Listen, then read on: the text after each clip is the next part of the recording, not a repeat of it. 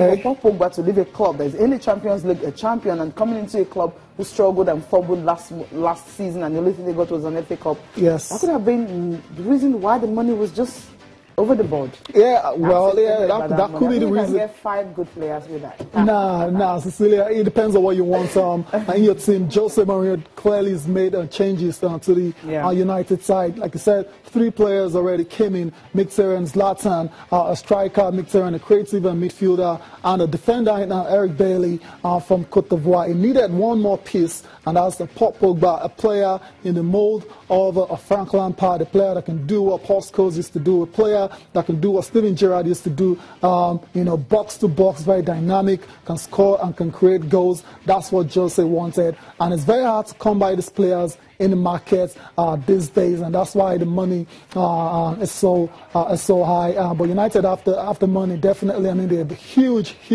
footballing brand in the world. They have the money, that's not in doubt at all. The yearly revenue allows them to make this kind of signings. And what is left now for Jose Mourinho is to make sure the team comes together and starts to deliver as soon as possible. Jose, a lot of pressure on him, but he's dealt with pressure all his life. I'm sure he's ready now. I'm sure he's smiling. Yesterday when we listened to him, he was in a very good mood after United won the Community Shield. And now Pogba has joined. I think all the other Premier League sides now have to be really, really wary of Manchester United. You don't have a choice, and you can take a look at the profile of this player that United is actually putting all the money on. At 23, I mean, he has won trophies. He has scored about how many goals? About 37 of it after how many appearances? And remember, in his honors, he has actually won the Under-20 World Cup. I mean, that was 2013. That was what actually, brought him to limelight after he had left United, and the Serie A title for 2013, 2014, 2015, and of course recently 2016. 2 Italian Cups, and of course 2 Italian Super Cups, 2014 and 2015. Just look at him. While he's won honors, he's 23, and of course potential, that's what they're really buying. That's why Sevenga said this guy won't hit his mark until he's 26. And some other coaches and of course players are really not happy with that. But I don't know what their worries are. I don't know what their problem is. I think they should just, these are the coaches, Jurgen Klopp and Arsene Wenger. I think they should just mind what's going on in their house. Like Jose would say, Paul Scholes and the like. They should just. Paul Scholes says, look, it says, nowhere worth that kind of money yet. Yes. Gary Lineker says, during Euro 2016, if he was the world's best player, then he was overrated. No.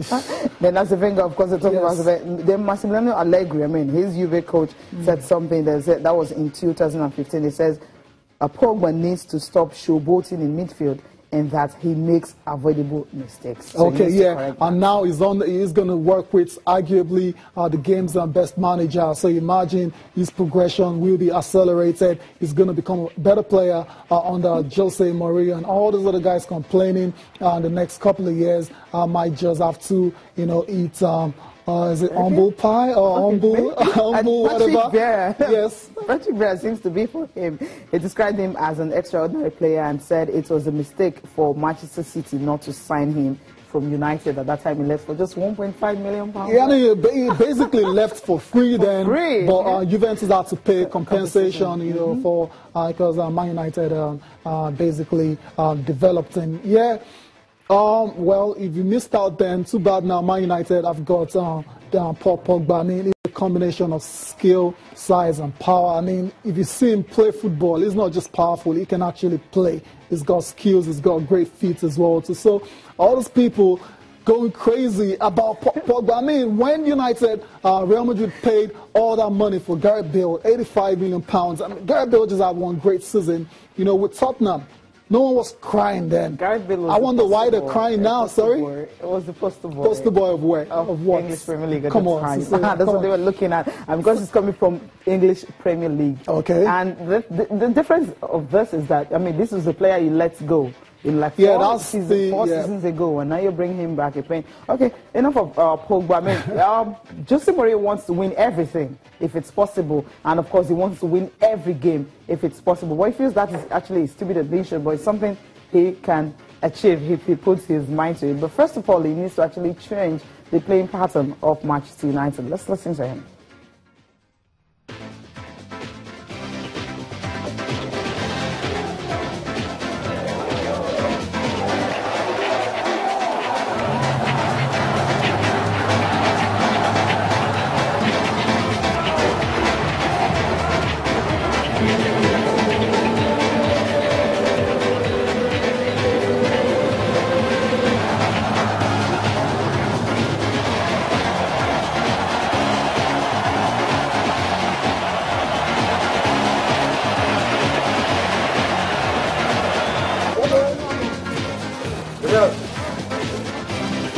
My ambition is a stupid ambition, I have to confess, because it's an impossible ambition, but my ambition is to win every game.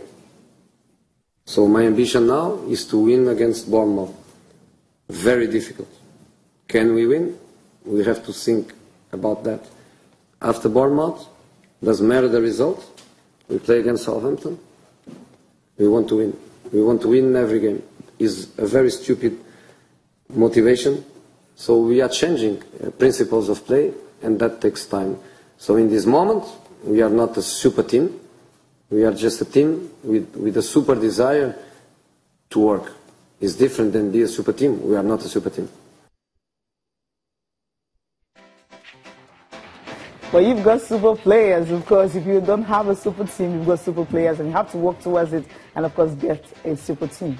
You have a choice. Yeah, I mean, it's going to take them a while, obviously, but I'm sure United fans are really, they don't have a lot of time to wait. They want results as quick as possible. So over to Jose Mourinho now. You got your team, you got your players, you know, it's time to deliver. Yeah, it doesn't have a choice. You just have to deliver. I'm taking a look at the fact that you're not going to be playing the Champions League, so the distraction is really not there. Yeah, but they have the distraction of the Europa League. Yeah, I trust Jose Mourinho. He may definitely not want to focus on that, because if you want to focus on Europa League, I mean, the traveling, the team you have to play, you know, traveling to some Eastern Europe and everything, is going to take a toll on his players. Yes. Maybe, just maybe, he can just allow most of the players to stay and be able to split his squad. Exactly. Okay, we'll talk about Olympics after this break.